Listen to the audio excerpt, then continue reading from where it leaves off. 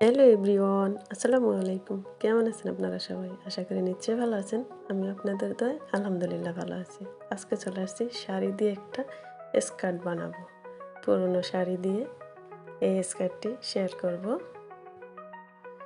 তো প্রথমে শাড়িটা মাঝখান থেকে সাইডটা কেটে নিয়েছি। তারপরে মাঝখান দিয়ে সেলাই করে জয়েন করে নিয়েছি। এবার সাইড ফোল্ডে ভাঁজ করে নিয়েছি।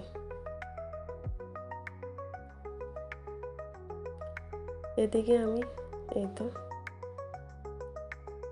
10 ইঞ্চি নিয়েছি কোমর, কারণ আমি এখানে রাবারও দিব প্লাস ফিতাও দিব, এই জন্য তো কেটে নিয়েছি মাপ অনুযায়ী। মাপটা একটু দেখিয়ে দিছি, লম্বা আমি কতটুকু নিয়েছি। এখানে রাবারের ঘর বাদে এই তো আমার 25 ইঞ্চি, রাবারের ঘর 2 ইঞ্চি, 27 ইঞ্চি। এখানে আমি একটা গাছ কিনে নিয়েছিলাম, লেটুস গাছ। তো ওটা ছাদে একটু সেলাই কাটিং করব, তো সেখানেই নিয়ে এসেছি।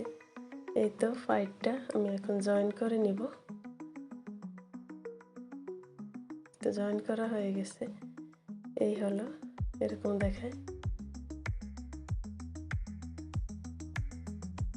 তো এবার ফিতাটা, এই তো ফিতা জয়েন করব, রাবারের ঘর এরকম করে জয়েন করে নিব।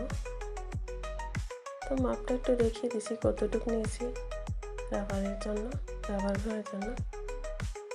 2.5 ইঞ্চি থাকবে, 2 ইঞ্চি অ্যাকচুয়াল থাকবে, 1/2 ইঞ্চি সেলাই চলে যাবে, মোট 5 ইঞ্চি নিয়েছি চওড়া। এই তো এরকম 2 ইঞ্চি থাকবে আর কি, আর 1/2 ইঞ্চি চলে যাবে।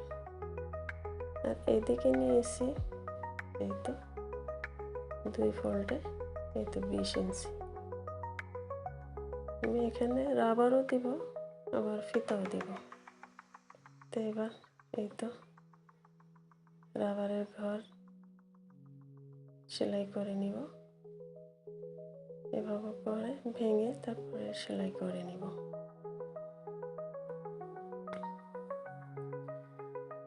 এই তো সেলাই করে নিতেছি, এরকম করে পুরোটা রাউন্ড সেলাই করে নিব।